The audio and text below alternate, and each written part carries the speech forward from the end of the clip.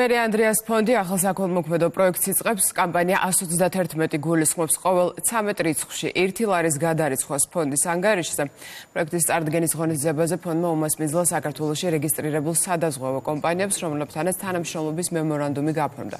პერი ანდრიას სახელობის საქველმოქმედო ფონდი ზრუნავს 18 წლამდე ასაკის სოლიდური სიმსივნით დაავადებულ ბავშვებსა და მათ ოჯახებზე.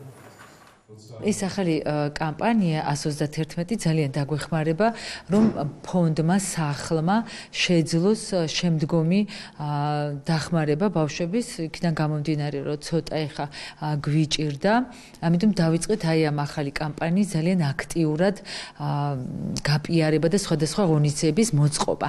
ეს მსგავსი ღონისძიება იქნება ყოველთვის აუცილებლად, რომ შევახსენოთ ადამიანებს და სხვადასხვა ორგანიზაციებს, რომ ჩვენც აქ ვართ ჩემი შვილები და ვთხოვთ მათ ყოველ 13 რიცხვში მხოლოდ 1 ლარს.